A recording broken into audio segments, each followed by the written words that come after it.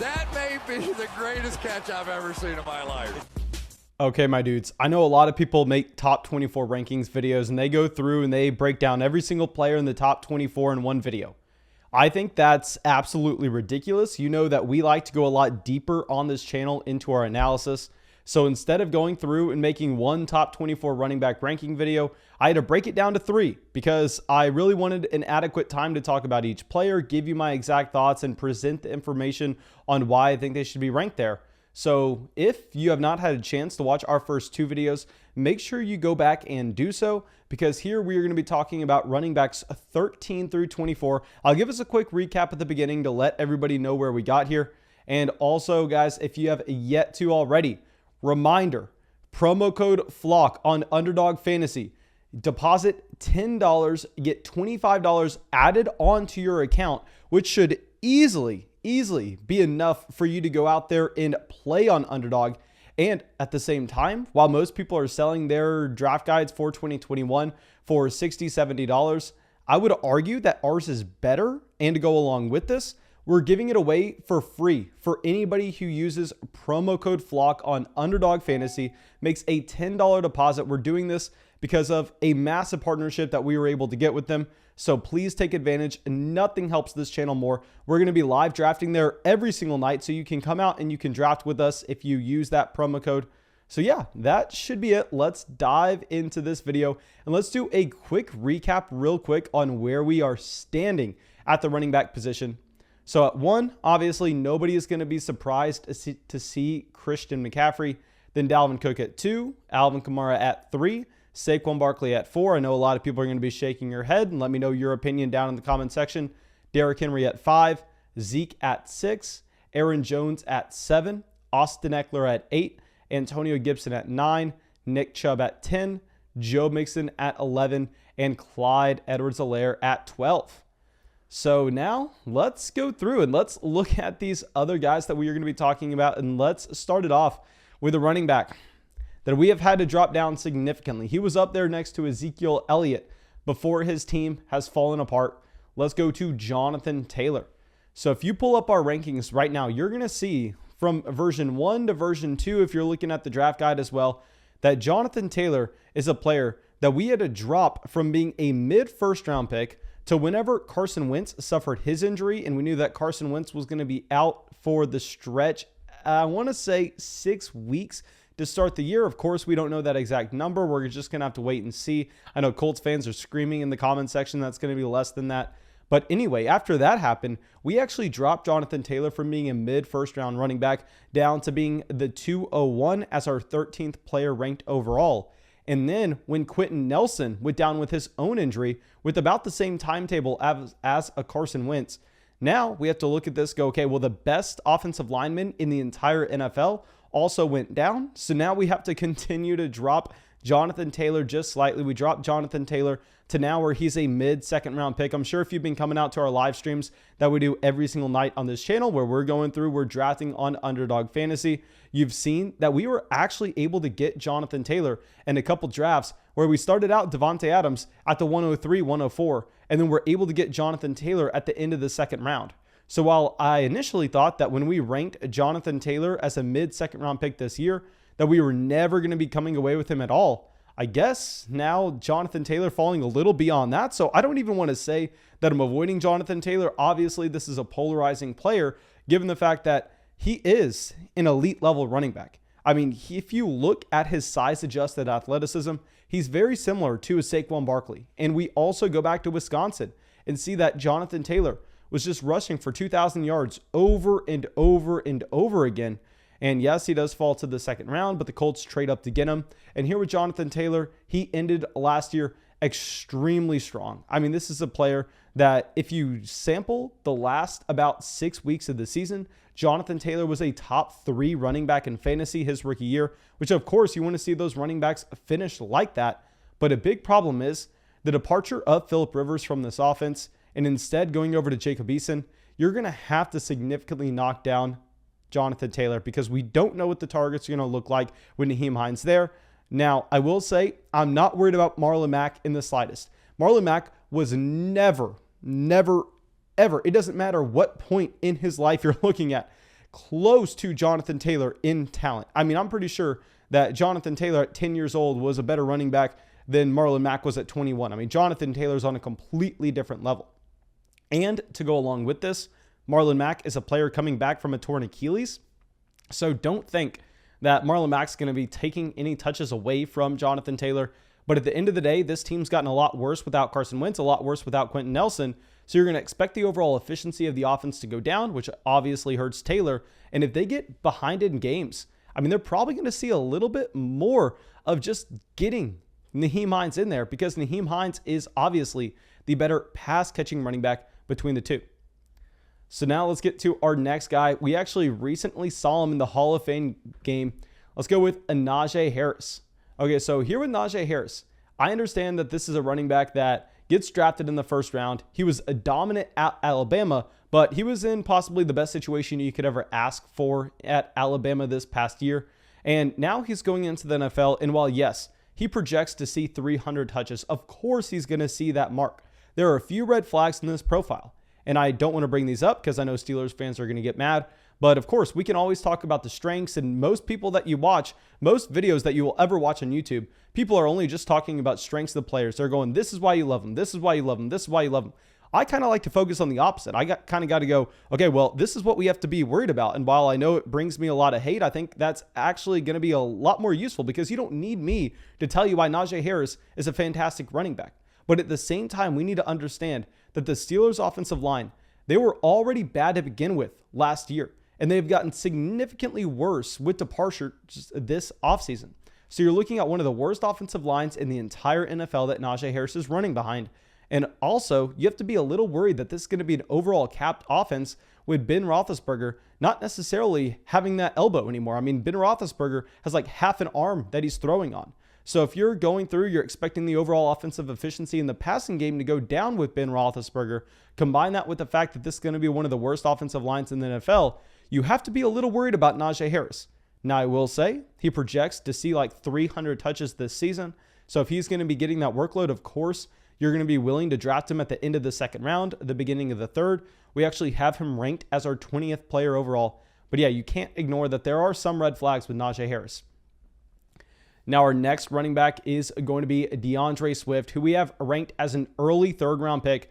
And with Swift, guys, trust me, I understand that Jamal Williams is coming in and Jamal Williams is going to get touches. They gave him that contract for a reason. This is a new coaching staff that was not there when they drafted DeAndre Swift. But I really want to highlight something that we talk about all the time on this channel, and that is going and just chasing those raw touches. They're not nearly as valuable as chasing the valuable touches in an offense. What makes a Dalvin Cook and Ezekiel Elliott, a Christian McCaffrey, all those running backs so valuable is not that they are seeing every touch in their backfield, because they are. But if you just look at the direct correlation to fantasy points, what means value at the running back position is going to be those high value touches, which are targets out of the backfield and usage in the red zone. So of course, if you're getting every single snap at the running back position, you're going to be getting both of those. But you don't need every snap at the running back position. And what is crazy that so many people are overlooking is we learned this lesson with both Aaron Jones and Alvin Kamara. Now, yes, both of those running backs are extremely talented, and they were playing on great offenses when they were elite producers. But at the same time, if you go through and you look at what made them elite fantasy assets, is the fact that they were getting every target out of their backfield in PPR leagues. We know that matters tremendously. And to go along with this, they were getting the usage in the red zone. So last year, we actually saw DeAndre Swift get almost, I don't want to say every touch for the Lions when they were in the red zone, but if they were at the goal line, Swift was in the game. I mean, we all remember week 1 last year. Swift dropped that ball in the red zone at the very end of the game that lost it for him. And while, yeah, that kind of sucks, at least we know that that's the usage he's going to be seeing, because with Swift, I mean, he was possibly the best pass-catching running back in the entire draft class last year. I would argue that he would have been the best pass-catching running back in the entire draft class this season as well. We knew he was elite there. What we had to figure out is if he was actually going to be able to get those touches in the red zone, which I think he's going to.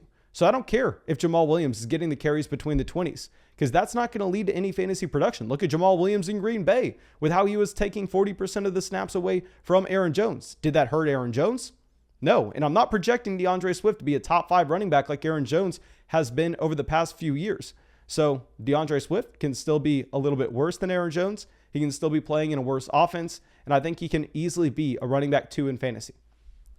Now, our next running back, we're going to be a little bit lower on compared to consensus. Is going to be J.K. Dobbins, who we currently have ranked as the running back 16. And a big thing with J.K. Dobbins here is, I understand, guys, he led the NFL in yards per carry last year. And this is what you're going to find with those rushing quarterbacks, especially an elite rushing quarterback like Lamar Jackson. We understand that when Lamar Jackson goes to hand the ball off to J.K. Dobbins, the linebackers, they can't crash in on him. It's going to give J.K. Dobbins a great opportunity to go through and to actually hit his hole because there's going to be a lot of space to operate with. This is what led J.K. Dobbins to being the #1 running back in yards per carry. This is what led to Gus Edwards being a top 10 running back in yards per carry as well. And while both running backs are very talented, are you going to try to tell me that Dobbins is the most talented running back in the NFL? Are you going to try to tell me Gus Edwards is a top 10 running back in the NFL? Of course not. But what we need to look at is, while yes, it's great that Lamar provides them that rushing efficiency, at the same time, you have that hindrance with Lamar Jackson in multiple different areas. So we just got done talking about valuable touches for DeAndre Swift. Now, what is very bad with a Lamar Jackson at quarterback is there are going to be less valuable touches overall to go around in this offense because we know, A, Lamar Jackson's going to steal a lot of those rushing touchdowns at the goal line, and B, we know that he is also going to go through and really just scramble if his receiving options aren't there instead of checking the ball down. We bring up this comparison all the time, but the easiest thing to ever look at is what happened in New Orleans last year. You go through when Drew Brees is in the game, he goes, okay, is Michael Thomas there? Is Traquan Smith there? Okay, no, let's check it down to Alvin Kamara. Where if Lamar Jackson's in the game instead at quarterback, he goes, okay, is Hollywood Brown there? Is Mark Andrews there? Okay, no, let's go run and pick up the first down. This is what you've seen the past 2 years, and Lamar Jackson being near dead last in the NFL in targets going to the running back position. So J.K. Dobbins, he's going to see an elite efficiency mark with his carries. He's going to split the backfield kind of 60-40 with Gus Edwards, and he's not going to be getting that many targets. So I like him a lot more in a non-PPR format. But in a PPR format, I think I have to be a little bit worried about J.K. Dobbins. So now let's go to our next running back in David Montgomery. Okay, so here with David Montgomery, I understand that this is someone we actually had to raise up our rankings slightly with the news of Tariq Cohen. So with David Montgomery, obviously they add in Damian Williams. Damian Williams, a very good running back for the Kansas City Chiefs in multiple playoff runs. But what I want to focus in on is if you look at a macro sense of Damian Williams and his career, this is a running back that, he has a few, I can probably count the amount of good games Damian Williams has on one hand throughout his entire career. And he's like a 28, 29-year-old running back that just coming off a year where he didn't play football. Don't try to tell me that Damian Williams is a bigger threat to David Montgomery than Tariq Cohen. Now, Tariq Cohen does miss the beginning part of the year, and Damian Williams is the only other running back in the backfield. I actually think that we're going to see a very similar type season for David Montgomery that we got at the end of the year last year. Because if you go through, I did not like Montgomery. You can go look through and look at our videos from last year and see that David Montgomery was a fade player for me. Now, the reason for that is because we know that with Tariq Cohen being healthy, Cohen's going to get the targets, which is what we saw at the beginning of last season. But as soon as Tariq Cohen goes down, I'm out here waving my hands up and down going, go buy David Montgomery. He is going to turn into a workhorse now that they don't have a traditional pass catching running back in this backfield because he's not a great pass catcher, but he can do it. And that's exactly what happened. So David Montgomery is going to be so impactful to go through and look at what's going on with Tariq Cohen, because if Cohen is not ready to start the year, Montgomery is going to have a very similar type workload that he ended the season with. And to go along with this overall offense should be significantly better. They're getting rid of Trubisky. They're getting rid of Nick Foles. They bring in Andy Dalton. And I know I don't want to be bringing up Andy Dalton and talking about him that long, but who's going to be surprised if Andy Dalton is the best quarterback that Chicago's seen in the past 4 years? I don't think that would be surprising at all. And more importantly, they bring in Justin Fields. Justin Fields, I think it's going to take a little bit longer to take over in Chicago than Trey Lance will in San Francisco, as crazy as that sounds. Y'all know I'm a massive Trey Lance believer, but still, Justin Fields does have upside. What happens if Fields comes in and he is a Watson-type player his rookie season? I know that's not likely, but on the outside chance that happens, then David Montgomery becomes a top 5 running back. So going to be a wide range of outcomes for Montgomery. You have to look at the Tariq Cohen health status, and you also have to look at how the overall quarterback is going to shape the offense. So now let's get to our last guy of the video. I wanted to dive into all 24 players here, but like I said, guys, I really want to be just going through and talking about them in depth, because I can make a video that I'm sure that would do way better on YouTube, and I go, my top 24 running backs, and I just say a running back and then say a sentence about them and not really talk about them in depth. I think we would prefer to do the latter so y'all get a better understanding of these players. So yeah, they're going to be multiple videos. Just make sure you're dropping likes, make sure you're subscribing to the channel. And most importantly, if you want to support this channel, make sure you use promo code FLOCK on Underdog Fantasy. Get your $25 bonus, get our draft guide, and come out to those drafts with us in the live stream. But anyway, let's get into our running back 18 here, which is going to be Chris Carson. So now Carson, very similar to Montgomery, a running back that I've been too low on over the past few years. I mean, with Chris Carson last year, I called him a fade and he came out and the exact thing that we were worried about ended up happening. This was an offense that didn't look to run the ball over and over and over again. And instead, they actually went out there and aggressively passed the ball. Now, with them changing their decision from a run-heavy team to a team that's going to air it out, what's surprising is Chris Carson didn't see a fall off in fantasy production, which is what I was worried about. He still was a high-end running back too. And now Chris Carson has proved over the past 3 years that it doesn't matter what the Seattle Seahawks do in terms of their run to pass splits, because you see last year that while, yes, they become a more pass happy team, Chris Carson almost hits 4 targets a game.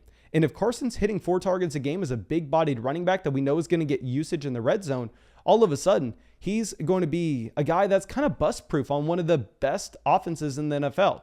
And I know you can't bring up Chris Carson without talking about injury concerns. And of course, you have to be slightly concerned about injuries. But I'm saying if you're that concerned about injuries, you shouldn't be drafting Chris Carson in the first place. And instead, I mean, you better be drafting Rashad Penny in every single league that you're in, because I've already told y'all, I think Rashad Penny has running back 1 upside if anything were to occur to Chris Carson while Rashad Penny was healthy.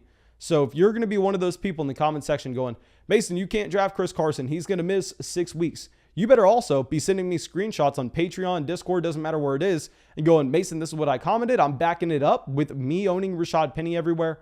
But anyway, Carson, I think a very high floor player playing in one of the league's best offenses. I'm going to be getting him in the 4th round where I can, but if your league mates push him up to where he's a 3rd round pick, there I think we may have to stay away. Now, thank you, my dudes. I really hope y'all enjoyed this video. And of course, go down there, drop a like, leave a comment, subscribe to the channel. And yeah, that's all I got for y'all. And have a great day. We've gotten a ton of new members joining the flock. Thank you, Grind for Gold, Devin, Bungified, Brian, Brody, Victor, Chris, Grant, Trevor, and David. Thank you, my dudes.